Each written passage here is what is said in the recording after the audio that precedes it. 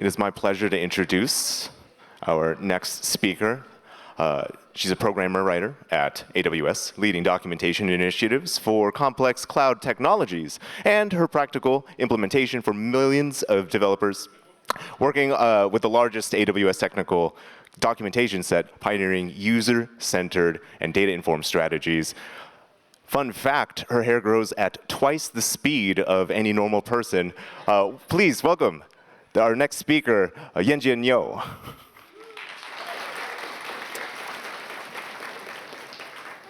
Okay, great. Hey everyone, I'm Yanjie, and I work as a programmer writer at AWS. I create and maintain all kinds of technical documentation. This includes conceptual guides, tutorials, API references, and SDK code examples. Basically anything that helps customers learn and use AWS services better. Before I start, let me ask, does this sound familiar?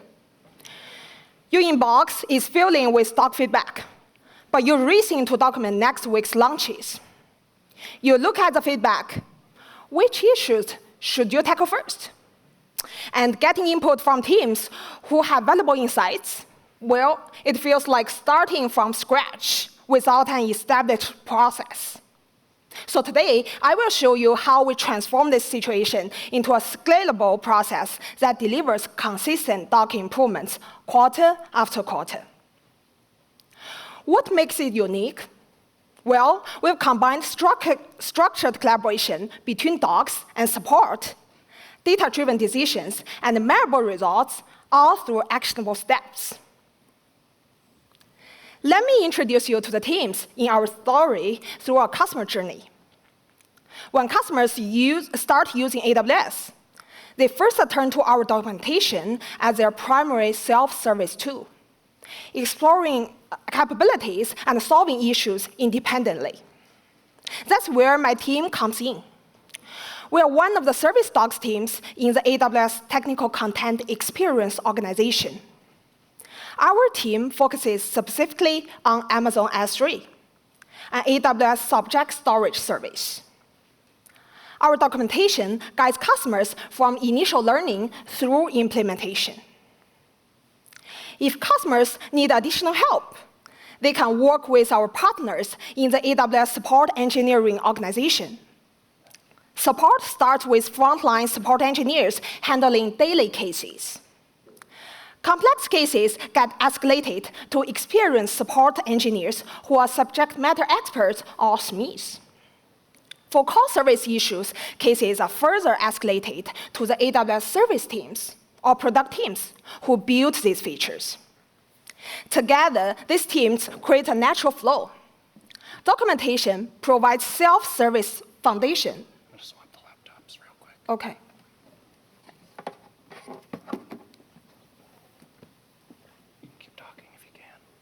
Oh, yeah. I was supposed to keep talking, but I don't know why. Yeah, thank you. Yeah. OK, give me 1 second. Sorry about that. So that's why we need support engineers. OK. OK, let's start. And together, these teams create a natural flow.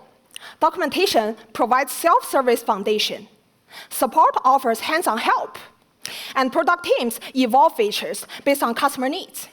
Now, let's see how this powerful combination of documentation expertise and support hands-on experience drives our framework success. Here's our roadmap for today. We'll cover 3 main areas. First, the challenges and opportunities we identified. Second, the solution we developed and how the solution works. And finally, the impact we've made and key lessons we've learned along the way. All right, let's dive into what drove us to rethink our content improvement approach. Here's what we found. 44% of S3 support cases were asking for general guidance. This high percentage reveals significant knowledge gaps to fill through better documentation, to help customers solve problems independently. While we have well-established processes for documenting new products and features, we faced a persistent challenge. We didn't have a systematic approach for improving our existing content. This gap existed for three main reasons. First, we have limited bandwidth to tackle content improvements while keeping up with new releases. Second, we lacked comprehensive data.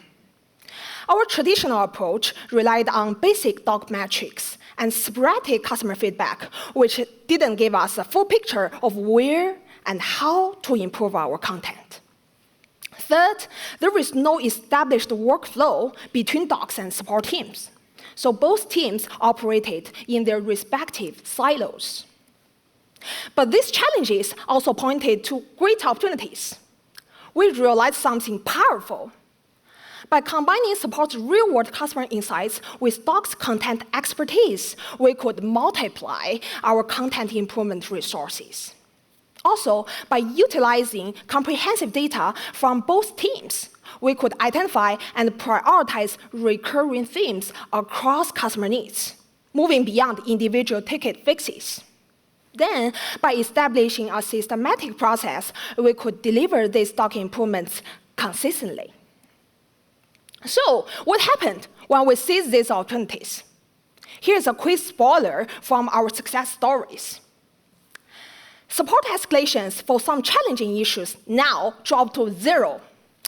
Positive votes on our improved docs more than doubled on average. Even better, we turned these wins into a repeatable model. So curious how we got here? Let me show you how we explored this new collaborative approach.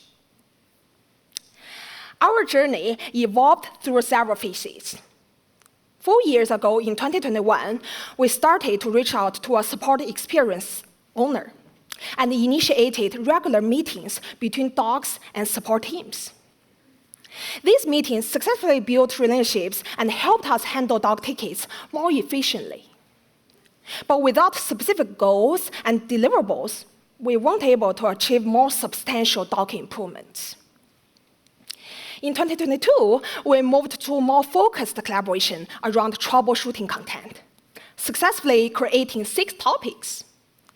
But without a structured process, the whole project stretched across multiple quarters. So we needed a scalable framework with clear success metrics. Then, in 2023, we introduced a streamlined framework featuring data-driven prioritization and systematic process. Today, this framework helps us consistently deliver 2 projects per quarter on average, with memorable and exceptional results. Now, let's take a closer look at how this streamlined framework operates. Our process follows a structured timeline that fits within writers' regular workload. We start preparation 2 weeks before each quarter, focusing on data-driven topic selection. Then we spend 2 weeks on scoping, followed by 4 weeks of collaborative content creation. Finally, we wrap up with 2 weeks of launch and monitoring activities. The quarterly time investment is manageable. 8 hours each for doc and support project owners, plus 2 hours for product team review. This focused approach lets writers deliver these improvements while managing other responsibilities, like documenting new features. First up, how do we select topics? It starts with support engineers. They identify improvement opportunities based on first-hand customer support cases and created detailed doc requests. Then, docs and support leads review these requests together using metrics from both teams to prioritize high-impact opportunities. What metrics do we look at? From the support side, we analyze several key metrics, such as case reason categories, rankings in top case drivers, support case volume, doc reference frequency, that's how often support engineers reference specific docs to solve cases faster, case escalation rate, which shows how often cases get escalated to experience miss, and also case deflection rate, which shows how often customers solve issues through self-service resources instead of opening cases. For the doc side, we look at the metrics such as number of doc tickets, percent of negative votes, page view of traffic, and qualitative customer feedback. Once we select 1 to 2 high-impact projects for the upcoming quarter, we then find doc and support owners to drive each improvement. Let me show you our data-driven topic selection in action with our first project from 2023. We discovered that permission issues were our top 1 support case driver for S3, accounting for 17% of annual cases. But here's the interesting part. Support engineers only reference documentation about 2% of the time to solve these cases. Diving deeper, we found that support engineers reported gaps in our permissions documentation for S3 API operations, with a 3% escalation rate. Our documentation analysis also revealed a high traffic page with concerning metrics. It has a 62% negative vote rate. We also received 13% of customer doc tickets about this issue. Customers were struggling to match S3 API operations with the right permissions. While the page had full example policies to set up permission, it clearly wasn't enough. This strong alignment between support data and doc metrics made it a perfect candidate for improvement. It was a long-standing customer need that required collaboration to address effectively. Moving on to the project scoping step, we focus on 2 things: setting clear quarterly deliverables and mapping out content changes. But we didn't stop with just docs and support perspectives. We also bring in product team PMs and engineers to capture their insights. Then we create a working backwards plan with clear owners and milestones. Back to our S3 permissions project. We aim to create a comprehensive list matching S3 API operations with required permissions. Well, we have over 200 S3 API and permission pairs to document, so we needed a manageable approach. Here's what we did. We split this extra large project into 2 quarters with clear deliverables for each phase. Since this covered all of S3's APIs, we consulted with PMs and principal engineers to understand more than 18 years of S3 history. Everything from legacy design decisions to evolving permission models. Then we created a detailed working backwards plan for each quarter. The next step is collaborative content creation. Support engineers share technical solutions and draft content based on customer cases. Technical writers transform this knowledge into clear, user-friendly docs. Product teams review for technical validation, then tech writers deploy the improvements. Here's how this worked for our S3 permissions project. Support engineers started with a draft based on their customer case experience and common edge cases. As a technical writer, I then enhanced the draft with my S3 domain knowledge, my experience across our whole documentation set, and my understanding of customer pain points from doc tickets. With this broader perspective, I could contextualize the initial draft within our larger S3 and AWS documentation. I also tested all the permissions, identified technical gaps in the draft, and developed content strategies for presenting different types of mappings clearly and concisely. Then came the technical validation with 15 engineering teams. Because we had a solid draft from our collaboration, we minimized engineers' review time and completed review of over 200 API and permission mappings within 1 quarter. This was a massive undertaking that our team hadn't known how to approach. Coordinating 15 teams to review 200+ mappings felt like a mountain to climb. Without this collaborative approach, this project would have stayed in the too complex category and most likely never happened at all. But we did it in just 1 quarter. So that's very motivating. The final piece of our framework is launch and monitoring. We announce the improvements to stakeholders across support and product team through quarterly updates. Each update covers 3 areas. For newly completed projects, we share what problems we tackled and how we solved them. For previous projects, we report their ongoing impact metrics. And for future work, we preview upcoming improvements we're planning. Here's what's really cool. These announcements have created a positive feedback loop. As we share successes, more teams, such as frontline support engineers, PMs, and other SMEs, learn about our program. They start using our improved docs both for their own knowledge and in customer communications. And then they spot new doc improvement opportunities in their customer interactions. So when they see those kind of things that we should improve, they submit requests to us. And what started as simple project updates has evolved into a key driver of program visibility, content adoption, and continuous improvements.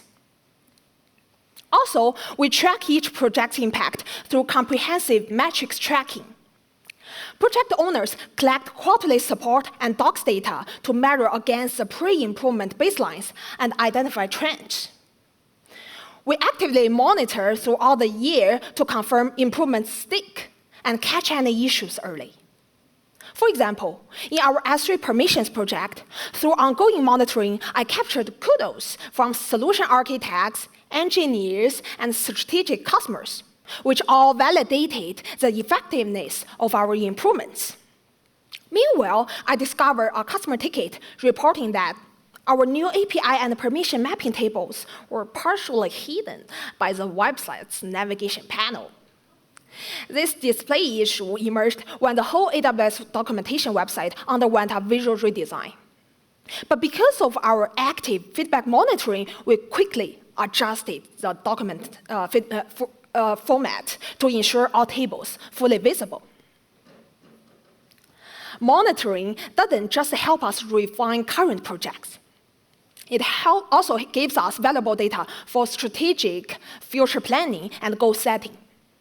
For instance, when planning our 2025 collaboration, I analyzed the year-long data from 2024, looking at metric changes across all projects. This comprehensive view allowed us to set ambitious yet achievable program goals grounded in actual performance data and trends. So this is our complete framework, and we've been iterating it over the past year. Okay, ready for the exciting part? Let's dive into the impact. What has this approach really delivered? Our success metrics show consistent improvements and exceptional peaks. On average, in 2024, customer doc tickets decreased by 4%. Positive votes on our input docs surged by 142%, while the percent of negative votes dropped by about 25%. And we received 25% more customer doc kudos. On the support side, support engineers are now referencing our improved docs 27% more often to solve cases faster. And case escalations to experienced support SMEs dropped by 16%. Here are some top quarterly metrics from selected projects. Each of these improvements happened on a single doc page within just 1 quarter. Specifically, on the doc side, some projects saw page views increased by 43%. Customer doc tickets dropped by 90%. Other projects saw doc positive votes increase by 600%, while doc negative votes dropped by 80%. The percent of negative votes also dropped by 55%. Just look at these numbers. These show how powerful our approach can be. On the support side, support engineers increased their use of our improved docs 152% more often to solve cases faster. And related support cases decreased by nearly 22%. Here's something remarkable. Some projects achieve 100% reduction in escalation rates to both support SMEs and product teams. What does that mean? Well, that means 0 escalations. Yay! Thanks. And this collaboration brings another key benefit: resource efficiency. With support providing initial content, we've maintained a sustainable pace of 2 improvement projects every quarter on time. The drops in support cases and doc tickets you just saw translate to improved efficiency, saving time and costs for both customers and the internal teams across support, docs, and product teams. But there is something even more exciting to share. This framework creates value beyond these metrics for both teams. Technical writers, when busy with feature launches, have limited time for in-depth domain learning. But in the collaboration, they naturally gain deeper product technical knowledge through real customer use cases while delivering content improvements. They are also developing new skills in collecting and analyzing data to guide content improvements. So this is professional development built right into the process during their regular work. Similarly, support engineers are enhancing their technical communication skills, which helps them interact more effectively with customers in support communications. The impact is encouraging, but there is more to share. I've captured some key lessons that could help you build your own successful collaborations. Our key lesson, first one, is about streamlining topic selection by starting with support insights. Here's the challenge we faced. In documentation, there is never a shortage of potential areas to improve, right? And we knew we wanted data-driven topic selection. But choosing where to start among all of the metrics from docs and support was overwhelming. This made our quarterly topic selection time-consuming. By analyzing our metrics, we discovered something interesting. While docs had plenty of quantitative metrics, we lacked rich qualitative feedback directly from customers. Support engineers, however, had both concrete suggestions from daily customer interactions plus quantitative data showing real customer impact. So we created a simple yet powerful solution: a structured ticket template where support engineers can directly submit doc improvement requests. This template serves multiple purposes simultaneously. It captures frontline insights from support engineers' case experience. It also requires support engineers to provide quantitative impact data for prioritization. Meanwhile, the template identifies potential owners based on the requester's information and routes to the right documentation team. What could have been 4 separate steps becomes one streamlined workflow. Then we review this request quarterly before each quarter to select high-impact projects. This approach has substantially reduced our project startup time. Now, instead of spending weeks deciding what to improve, we have a clear pipeline of data-backed projects ready for each quarter.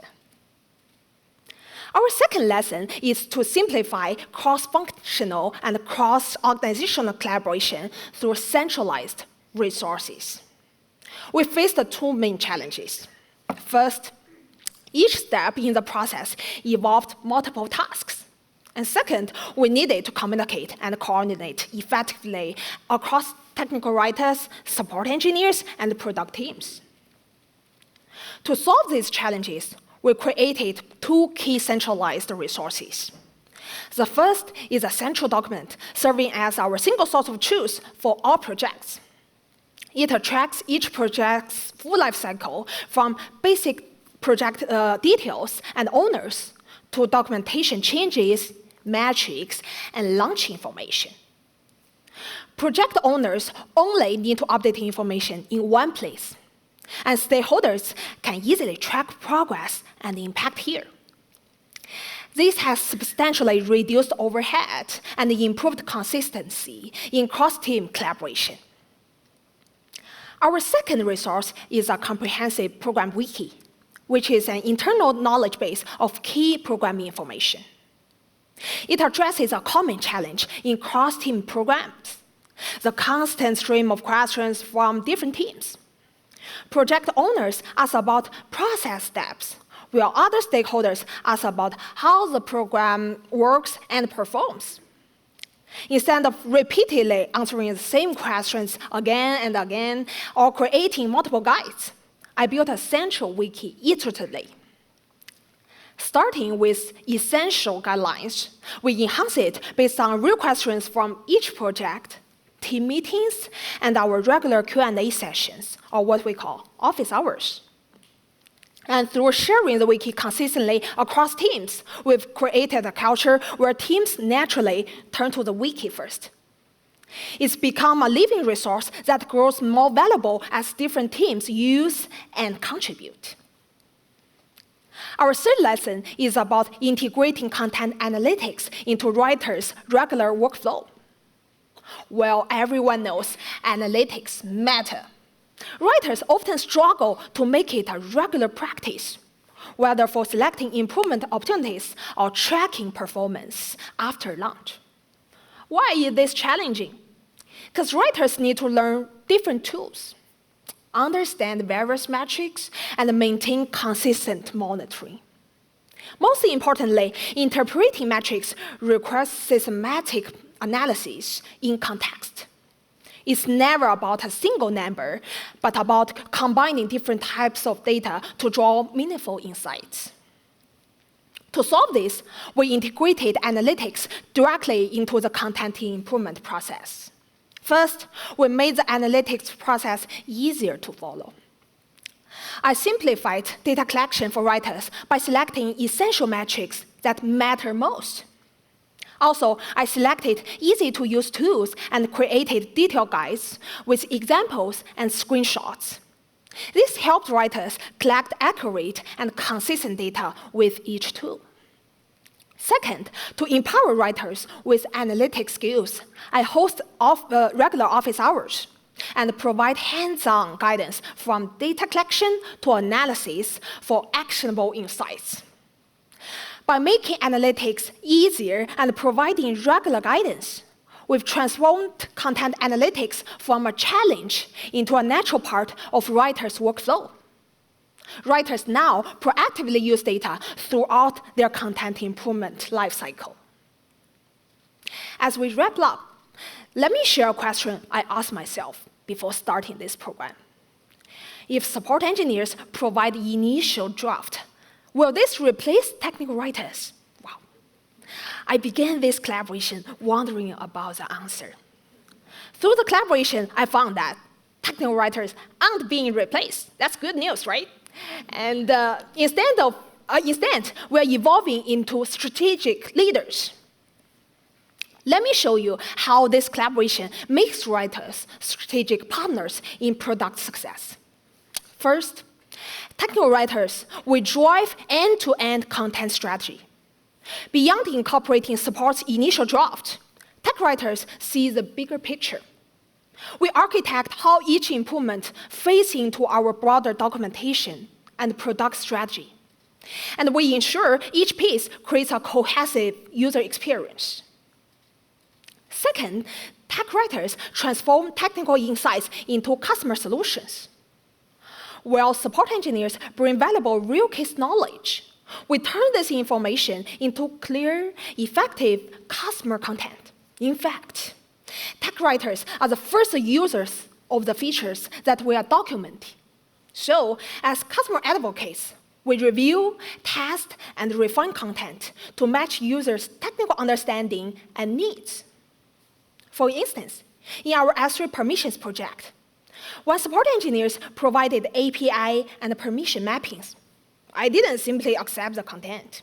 Instead, I tested for gaps, verified accuracy, and designed clear ways to present complex information. Third, technical writers bring another strategic value. We lead the entire collaboration, orchestrating work across support engineers, product teams, and stakeholders across the whole content improvement lifecycle. So looking at these strategic values, we find this collaboration hasn't replaced technical writers. Instead, it has empowered us. We are more than just content creators. We have evolved into strategic leaders who break down silos and leverage support customer insights to fill in content gaps efficiently. Our improved content not only serves customers directly, but also strengthens support and product teams in their customer communications. Sometimes, the insights from our doc improvements even influence product UX design, development processes, and future improvements. For example, in our S3 permissions project, our API and permission mapping analysis led product teams to include it as a standard requirement for new feature launches and explore automation opportunities for future releases. So we can see through this partnership, technical writers are driving continuous improvements beyond documentation and enhancing the overall product user experience. Now, I'm curious. Thank you. So now, I'm curious, how would you answer this question? After hearing what I've shared, you should go ahead and get started. As you explore the collaboration opportunities, you are likely to discover your own perspectives. I'm still exploring mine. So when we meet each other next time, ask me what new insights I found, and I will ask about yours too. Thank you for joining me today. I love to hear your thoughts and experiences. Have a wonderful day.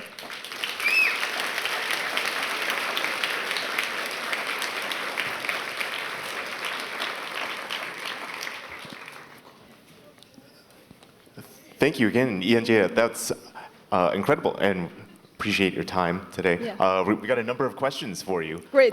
So we'll just hop into it, Sure. And then from there we'll see what we've got time for. We're going to go in order of from what's most popular, and right now, Sure. with the most upvotes. Do you have distinctions in creating and supporting documentation for external customers or for internal customers, internal teams, actually? How is content prioritized and tailored for internal versus external? So all I talk about just right now is about the documentation for external customers. However, those pieces can be used for internal communication. For example, as what I mentioned, those things, when I summarize it in the launch announcement, we actually share internally. So frontline support engineers, they immediately receive the message. No, okay, then those are the new things I should capture when I solve the new issues. So we thought this is sort of a thing, when we increase the docs for external customers, actually it can help internally the teams to address the issues efficiently. So that's one way to put it. And another thing you mentioned is about how to prioritize the things, right? So we try to use data because really we receive tons of feedback. We know customers love us, but still we have to prioritize things. And we try to use the metrics from support and docs together.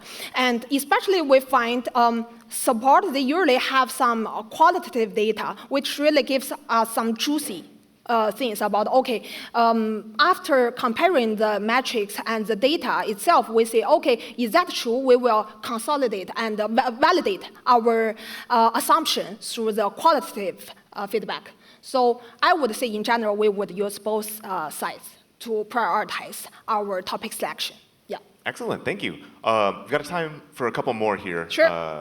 Another next one here. what type of metrics do you regularly capture on all of your documentation topics? So as what I mentioned, but we have more. Some is like page views, some is like upvotes and downvotes, and something is like we also have the tool, customers can directly submit some words to us. So we would check it in our backend. Yeah, so basically those are the things, but we also check some SEO metrics. So the thing is like when we have so many metrics, we just don't know which one we should focus on, right? So we need to find a way to connect those metrics together to make sure they can help us make the decision instead of distract us. Otherwise, it wouldn't be that useful. Yeah. Excellent response. I think we've got time for one or two more here. Sure. This next comment. So on average, have you found that you're mainly, updating existing docs, creating new docs, or a combination of both? Like, what does that day-to-day kind of average look like? Combination of both.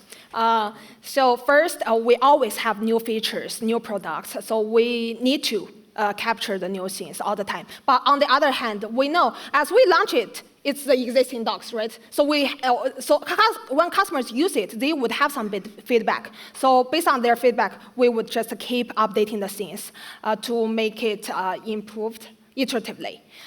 So it's like half and half, I would say. And we enjoy it because that's reality. We don't want to just launch the product and leave them there forever and we don't touch it. That's not a good customer experience. Yeah. All right, and then we got time for one more question here. So this person, anonymous, a very popular name here.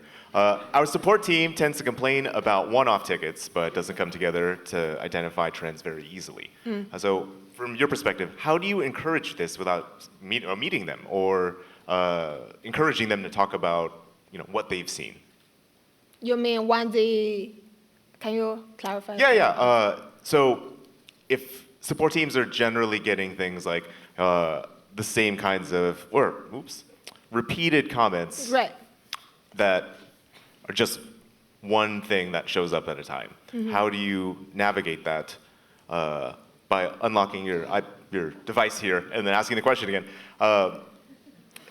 How do you do that without just meeting them and figuring it out? And then from there, just telling them hey, can you give us more detail about what's happening? If they're just pulling up one question kind of intermittently versus engaging with them and getting more information out of it.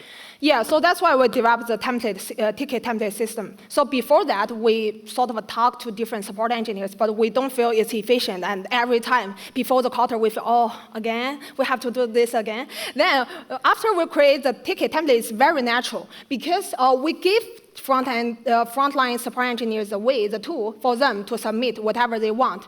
And then we have the support system. For example, we have some support leads. They could facilitate for them to collect some data, see some impact. So it would feel easier for the frontline engineers to collect some data and submit requests. And we will try to facilitate the whole conversation to make it work better or efficiently. Yeah. Excellent. Well, that is about time for questions here. Once again, Yanjie, Niu, thank you so much for your time. Thank you.